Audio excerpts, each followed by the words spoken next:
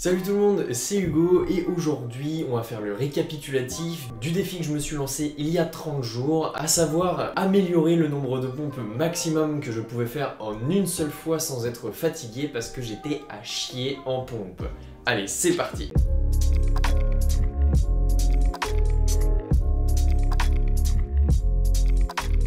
Cette vidéo sera peut-être un tout petit peu plus longue que d'habitude puisqu'elle va se diviser en 5 parties. Premièrement, on va voir comment faire une bonne pompe. Ensuite, on va voir les différents types de pompes qu'il existe pour pouvoir varier les exercices. Troisièmement, on va voir le bénéfice que ça a sur le corps. Ensuite, on va voir les dangers que cela peut avoir sur le corps de faire des pompes tous les jours. Et ensuite, je vais passer sur mon ressenti, sur ce que j'ai fait et sur ce que j'ai amélioré ou ce sur quoi j'ai régressé en faisant ce défi. Donc la première partie, c'est comment faire une bonne pompe parce que je vois trop de gens qui font n'importe quoi et ça commence à m'insupporter. Franchement, ils vont se blesser un jour et c'est pas ce qu'on veut en faisant des pompes. Premièrement, on va se mettre d'accord sur ce que c'est qu'une bonne pompe. Donc déjà, qu'on soit clair, il faut une pompe avec une bonne amplitude. Il faut que votre buste, quand vous arrivez en bas, touche le sol et ensuite vous pouvez remonter, pas forcément avec les bras complètement droits, mais juste assez sous tension pour pouvoir repartir derrière.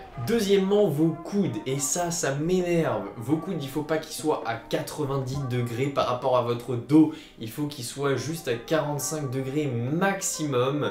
Donc que vous puissiez tirer vos coudes vers l'arrière et pas sur les côtés. Ça, c'est très important. Troisièmement, il faut que l'alignement cheville, bassin, épaule, tête soit respecté. Donc gainez-moi vos fesses et gainez-moi vos abdos. Vous allez pouvoir mettre plus de puissance et vous aurez un meilleur résultat derrière. 4. La position de vos mains sur le sol doivent correspondre à la largeur de vos épaules et vos bras doivent être perpendiculaires au sol. Ça, c'est très important aussi. Et enfin, le cinquième point, pratiquement le plus important, le rythme de ces pompes-là. Ça ne sert à rien de faire 60 pompes en 60 secondes, cela ne sert strictement à rien. Si vous trouvez que c'est trop facile, essayez de descendre pendant 5 secondes et de remonter pendant 5 secondes, vous verrez cet exercice d'un autre œil, je pense. Donc il vaut mieux 10 pompes avec plusieurs secondes sur la descente et sur la montée plutôt que 20 pompes faites n'importe comment à l'arrache. Donc voilà les prérequis pour faire une belle pompe classique. Ensuite, il existe plusieurs autres types de pompes sur lesquels on va passer maintenant. Juste avant de commencer ces autres types de pompes, on peut dire que généralement, les pompes font travailler tout le haut du corps, mais il y en a certaines qui sont plus spécialisées sur un groupe de muscles plutôt qu'un autre. Premièrement, la plus connue, c'est la pompe en diamant, qui correspond à la forme que font vos mains placées sur le sol. Effectivement, vous allez placer vos mains le plus près possible l'une de l'autre pour former un diamant avec vos mains, donc un petit triangle. Et tout simplement, vous allez faire travailler énormément les triceps avec cet exercice, puisque vos mains seront beaucoup plus rapprochées. Ensuite, il y a la pompe en prise large, elle qui fait travailler les pecs, puisque la prise va être beaucoup plus large que vos épaules, donc vous allez devoir faire travailler beaucoup plus vos pecs pour pouvoir remonter. Ensuite, vous allez pouvoir revenir à la largeur de vos épaules, mais cette fois mettre les mains un petit peu plus devant à la hauteur de votre tête ou un petit peu plus derrière à la hauteur de vos abdos pour pouvoir faire travailler vos épaules, votre dos et un peu plus les abdos. Enfin, on a les pompes surélevées qui sont un petit peu plus difficiles mais qui sont très complètes et qui vont vous permettre de varier les exercices. Voyons maintenant les points positifs, ce que ça apporte et ce que vous avez sûrement recherché en faisant ce défi ou tout simplement en faisant des pompes. C'est tout simplement que vous allez vous sentir beaucoup mieux dans votre corps puisque vous allez muscler toute la partie haute de votre corps qui va des épaules jusqu'à vos abdos, en passant par les bras bien évidemment. Donc c'est un exercice très complet, donc vous allez pouvoir renforcer cette partie haute très facilement avec un laps de temps très court. Deuxièmement, vous allez faire travailler les tendons et les articulations des épaules et des bras puisque vous allez avoir le poids de votre corps sur toutes les articulations du haut de votre corps. À plus long terme, ça aura comme effet de les dégrader moins rapidement. Ensuite, au bout d'un certain temps, vous allez augmenter la masse musculaire autour de votre colonne vertébrale et vous pourrez apprendre à avoir une meilleure posture en faisant plus de sport. Plutôt que d'être tout recourbé comme ça vers l'avant, vous aurez une prestance un petit peu plus droite et un petit peu plus bombée au niveau du torse. C'est aussi un exercice, quand il est bien fait, qui possède un taux de probabilité de blessure plus faible que certains autres exercices. Et enfin, vous aurez une meilleure endurance musculaire, puisque plus vous allez faire de pompes, plus vous allez vous habituer à en faire et plus vous en ferez à long terme. Cependant, voici certains points négatifs qui peuvent faire que ces pompes peuvent vite devenir un cauchemar ou tout simplement une limite à votre endurance physique. Si vous en faites trop par jour, vous avez un risque de vous surentraîner.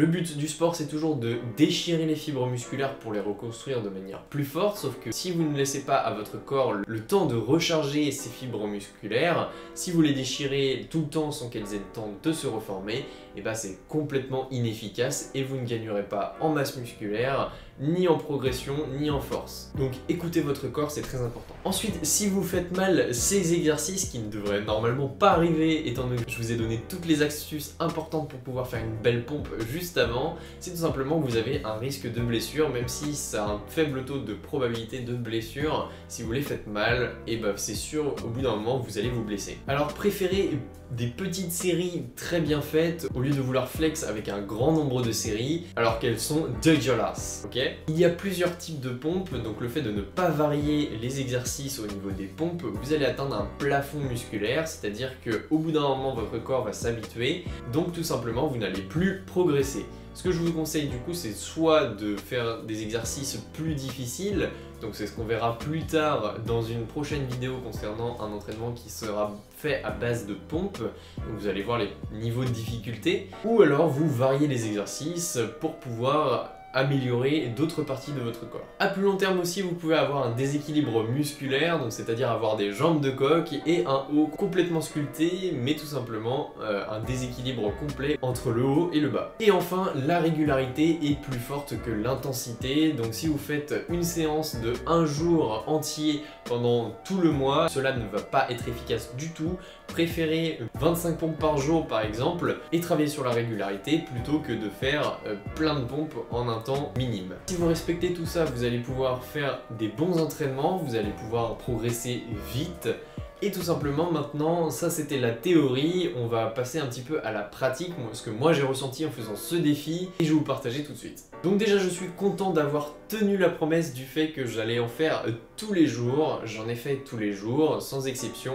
Bon, allez, il y a un jour où j'ai pas pu en faire parce que j'avais trop de travail. Ce n'est pas une excuse, c'est tout simplement que un jour sans pompe ça fait du bien aussi. Et tout simplement quand on est épuisé par une journée de boulot, j'ai pas envie de tomber dans les pommes puisque je suis tout seul dans mon appart et qu'il n'y a personne pour vérifier si je suis encore vivant. Ensuite, j'avais dit que je partirais de 15 au 1er octobre 2020, je partirais de 15 pompes et ensuite chaque semaine j'augmente de 5. Aujourd'hui je suis à 25, on a passé 4 semaines, donc si vous faites le compte, je n'ai pas accédé aux 30. Parce que tout simplement, mon corps en fait 25 propres et les 5 dernières, vous pouvez les oublier. Tout simplement, je suis passé de 12 pompes propres à 25 propres. Donc franchement, j'ai doublé ce chiffre. Je suis hyper satisfait de ma progression, même si j'aurais aimé avoir les 5 dernières, ce qui sera normalement le cas dans quelques jours. Si vous voulez prendre ce défi et faire quelque chose de vraiment efficace, vous pouvez augmenter de 5 toutes les 2 semaines, donc vraiment en travaillant tous les jours. Et tout simplement, même si vous arrivez à 25 en étant à peine essoufflé, préférez arriver jusqu'à la fin de la semaine à 25 propres pour pouvoir encore plus augmenter cette endurance physique et pouvoir faire les 30 faciles ensuite la semaine d'après. Pour compléter ça, je trouvais que 20 pompes c'était un petit peu facile à faire et c'était un petit peu rapide à faire, donc tout simplement ce que j'ai fait en parallèle c'est que j'ai fait 2 séries à chaque fois, donc je faisais 20 pompes, une pause, 20 pompes, et ce que je faisais en parallèle si j'étais toujours pas satisfait de ce que je faisais, tout simplement je faisais des dips à côté, donc ça faisait travailler les triceps en même temps et c'était assez efficace pour l'endurance physique pour pouvoir me permettre de faire plus de pompes la semaine d'après. Cependant, j'ai trouvé la faille de cet exercice et pourquoi j'étais à chier sur ce type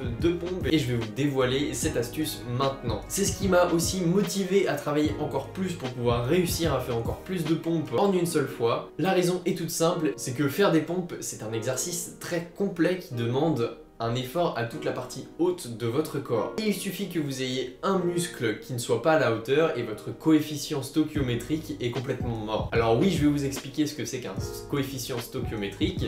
C'est un terme qui est utilisé principalement en chimie pour des réactions chimiques. Donc imaginons que vous avez 3 composants. 3 composants possèdent 10 unités. Il faut une unité de chaque composant pour faire une réaction. Si normalement vous avez votre compte, vous allez pouvoir faire 10 réactions. Sauf que cette fois-ci, si vous avez 2 composants à 10 unités et que vous avez le troisième à 7 unités, et qu'ils doivent tous réagir ensemble pour faire la réaction au total. Tout simplement, si vous n'avez plus le troisième composant, la réaction s'arrêtera à 7. Et bah c'est pareil pour les pompes, votre coefficient stoichiométrique est le nombre de pompes que vous pouvez faire avec chaque partie de votre corps.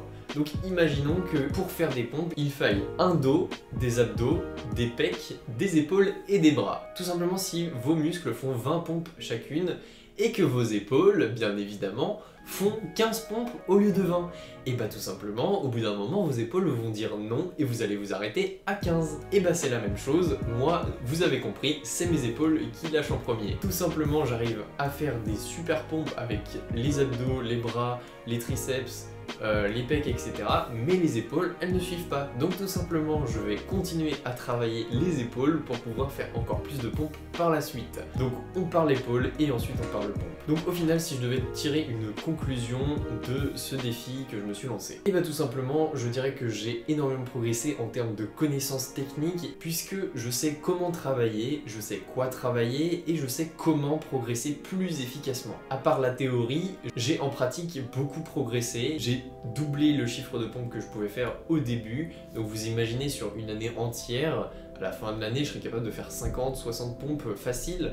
Donc je vais continuer avec ces exercices, peut-être pas tous les jours, un peu moins intensément, mais je vais continuer à faire des pompes et à faire différents types de pompes pour pouvoir avoir une endurance musculaire améliorée et pour pouvoir avoir une force améliorée. N'oubliez pas de bien manger en parallèle, c'est important, et surtout pensez à bien dormir aussi, ça vous aide à faire reposer vos muscles. Donc voilà pour ce défi, je vous invite aussi à le faire chez vous. C'est bien de faire des pompes tous les jours, et je pense que pour laisser les muscles se reposer entre 2 entraînements, il faut mettre un jour, voire un jour et demi. Tout dépend de votre corps, donc écoutez-le. Et nous, on se retrouve pour de prochaines vidéos et sur les réseaux sociaux. Salut tout le monde!